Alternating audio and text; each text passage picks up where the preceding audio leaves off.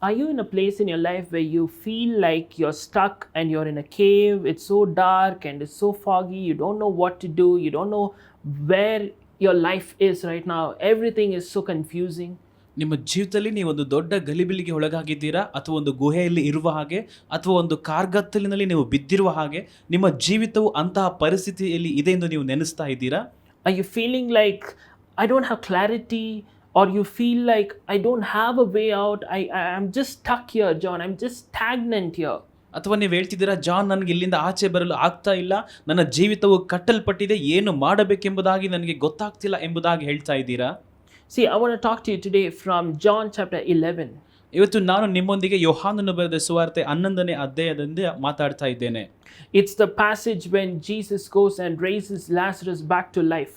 ಈ ಒಂದು ವ್ಯಾಖ್ಯಾನದಲ್ಲಿ ನಾವು ನೋಡ್ತೇವೆ, ಯೇಸು ಕ್ರಿಸ್ತನು ಹೋಗಿ ಸತ್ತಂತಹ ಲಾಜರನ್ನ ಪುನಃ ಜೀವಕ್ಕೆ ತರುತ್ತಾರೆ. See, I want you to understand something here. ಇಲ್ಲಿ ನೀವು ಒಂದು ವಿಷಯವನ್ನು ಅರ್ಥ ಮಾಡಿಕೊಳ್ಳಬೇಕಿದೆ. It is one thing to know that Jesus raised a man from the dead. ಒಬ್ಬ ಮನುಷ್ಯನನ್ನ ಸತ್ತಂತವನನ್ನ ಯೇಸು ಕ್ರಿಸ್ತನು ಮೇಲಕ್ಕೆ ಮತ್ತೆ ಪುನಃ ಬದುಕಿಸಿದ್ದಾನೆ ಅನ್ನುವಂಥದ್ದು ಒಂದು ವಿಷಯವಾಗಿದ್ದರೆ, But there's something to really think about. ಆದ್ರೆ ಇಲ್ಲೊಂದು ನಾವು ಯೋಚಿಸಬೇಕಾದಂತಹ ಒಂದು ವಿಷಯವಿದೆ. It says in verse 38 that he was actually in a tomb. It's like a cave. ಆದ್ರೆ 38ನೇ ವಚನದಲ್ಲಿ ನೋಡ್ತೇವೆ, ಅದು ಒಂದು ಗವಿಯಾಗಿತ್ತು ಎಂಬುದಾಗಿ. And a stone is laid and closed. ಅದಕ್ಕೆ ಒಂದು ದೊಡ್ಡ ಕಲ್ಲನ್ನು ಕೂಡ ಆ ಗವಿಗೆ ಇಟ್ಟಿದ್ದಾರೆ ಎಂಬುದಾಗಿ ನಾವು ನೋಡುತ್ತೇವೆ. A cave, if you see, even in normal time, it looks very dark. So ಒಂದು ಗವಿಯನ್ನ ನಾವು ನೋಡುವುದಾದ್ರೆ ಅದು ಸಾಮಾನ್ಯವಾಗಿ ಕೂಡ ಅದು ತುಂಬಾ ಕತ್ತಲಿರ್ತದೆ. And now if you close all the entrances, it is completely dark. ಆದ್ರೆ ಅದರ ಪ್ರವೇಶದ ದ್ವಾರವನ್ನು ಇನ್ನು ನಾವು ಮುಚ್ಚಿದರೆ ಇನ್ನು ಪರಿಪೂರ್ಣವಾಗಿ ಕತ್ತಲಿಂದ ತುಂಬಲ್ಪಟ್ಟಿರುತ್ತದೆ. And when you look at verse 44, 44ನೇ ವಚನವನ್ನು ನಾವು ನೋಡುವುದಾದರೆ, it says that his hands and feet were wrapped. ಅವನ ಕೈಗಳು ಕಾಲುಗಳು ಕೂಡ ಕಟ್ಟಿದ್ದವು ಎಂಬುದಾಗಿ ನಾವು ನೋಡ್ತೇವೆ. And it says there was a cloth over his face. ಅವನ ಮುಖದಲ್ಲಿ ಕೂಡ ಬಟ್ಟೆಯಿಂದ ಸುತ್ತಲ್ಪಟ್ಟಿರ್ತದೆ. See, now I want you to think about this. ಇದನ್ನು ನೀವು ಅರ್ಥ ಮಾಡಿಕೊಳ್ಳಬೇಕೆಂದು ನಾನು ಬಯಸ್ತೇನೆ.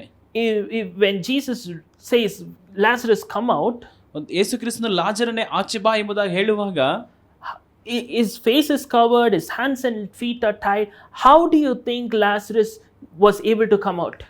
ಅವನ ಕೈ ಕಾಲುಗಳು ಕಟ್ಟಲ್ಪಟ್ಟಿದೆ, ಮುಖವು ಕೂಡ ಬಟ್ಟೆಯಿಂದ ಸುತ್ತಲ್ಪಟ್ಟಿದೆ, ಅವನು ಹೇಗೆ ತಾನೇ ಆಚೆ ಬರ್ತಾನೆ ಎಂಬುದಾಗಿ ನೀವು ನೆನೆಸ್ತೀರಾ?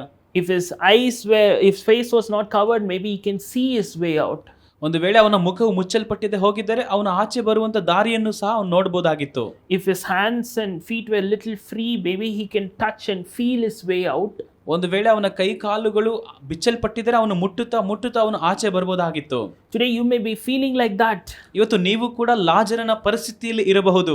You are not able to see your way out. There is no clarity in life. You are not able to do anything with your life because you feel like chained and stuck. You are not able to do anything. You may be feeling like that. ಇವತ್ತು ನಿಮ್ಮ ಜೀವಿತದಲ್ಲಿ ಯಾವ ಮಾರ್ಗವೂ ಕೂಡ ನಿಮಗೆ ಕಾಣಿಸ್ತಾ ಇಲ್ಲ, ಅಥವಾ ಏನನ್ನು ಕೂಡ ಮಾಡೋದಕ್ಕೆ ಆಗ್ತಿಲ್ಲ, ಯಾಕಂದ್ರೆ ನೀವು ಒಂದು ಸರಪಣಿಗಳಿಂದ ಬಂಧಿಸಲ್ಪಟ್ಟವರಂತೆ ನೀವಿದ್ದೀರಿ. Then how did Lazarus come out? ಹಾಗಾದ್ರೆ ಲಾಜರನು ಹೇಗೆ ಆಚೆ ಬಂದನು? He can't see his way out. He can't feel his way out. The only way he could come out was he could listen to the voice of Jesus and listen, and that's the way he came out. ಅವನು ಒಂದೇ ಒಂದು ರೀತಿಯಾಗಿ ಆಚೆ ಬಂದನು. ಅವನ ದಾರಿಯನ್ನ ಕಾಣಲು ಸಾಧ್ಯವಿಲ್ಲ, ಅದನ್ನು ಅನುಭವಿಸಲು ಕೂಡ ಸಾಧ್ಯವಿಲ್ಲ. ಆದರೆ ಯೇಸು ಕ್ರಿಸ್ತನಿಂದ ಹೊರಟಂತಹ ಧ್ವನಿಯನ್ನ, ಆ ಶಬ್ದವನ್ನ ಕೇಳುತ್ತಾ ಅವನು ಗವಿಯಿಂದ ಆಚೆ ಬಂದನು. So the key for you to come out of your pit, to come out of your cave, to come out of your tomb is not to do something or to try something within your capacity or to look for ways, but rather listen to the voice of God and he will lead you. ನೋಡಿ, ಇವತ್ತು ನೀವು ಕೂಡ ನಿಮ್ಮ ಪರಿಸ್ಥಿತಿಯಿಂದ ಅಥವಾ ನಿಮ್ಮ ಒಂದು ಸಮಾಧಿಯಿಂದ, ಒಂದು ಗವಿಯಿಂದ, ಒಂದು ಗುಂಡಿಯಿಂದ ಆಚೆ ಬರಬೇಕಂದ್ರೆ ನಿಮ್ಮ ಸ್ವಂತ ಬಲದಿಂದ ಅಲ್ಲ, ಯೇಸು ಕ್ರಿಸ್ತನ ಒಂದು ಶಬ್ದವನ್ನ ಕೇಳುತ್ತಾ ನೀವು ಆಚೆ ಬರಬಹುದಾಗಿದೆ. Don't go by what you see, go by what you hear from the voice of God. So ಆದ್ದರಿಂದ ನೀವು ಏನನ್ನ ನೋಡುತ್ತೀರೋ ಅದನ್ನ ನಂಬಿ ಮುಂದಕ್ಕೆ ಹೋಗದೆ, ದೇವರಿಂದ ನೀವು ಏನನ್ನ ಕೇಳುತ್ತೀರೋ ಅದನ್ನ ನಂಬುತ್ತಾನೆ ಮುಂದಕ್ಕೆ ಬನ್ನಿ. If you are confused, you need to tune yourself to hear God's voice in such a way that you know this is the voice of God leading you in the path of righteousness. ಒಂದು ವೇಳೆ ನೀವು ಗಲಿಬಿಲಿಗೆ ಒಳಗಾಗಿದ್ದರೆ ನೀವು ಅರ್ಥ ಮಾಡಿಕೊಳ್ಳಬೇಕು, ಇದೇ ದೇವರ ಒಂದು ಮಾರ್ಗವು, ದೇವರ ಚಿತ್ತವು, ನಾನು ಇದರಲ್ಲಿ ಮುಂದಕ್ಕೆ ಸಾಗಬೇಕೆಂದು. If you feel chained and you're not able to to take any step, just listen to the voice of God and take one step at a time. And I'm telling you, God will take you out and you will be better off than you were before.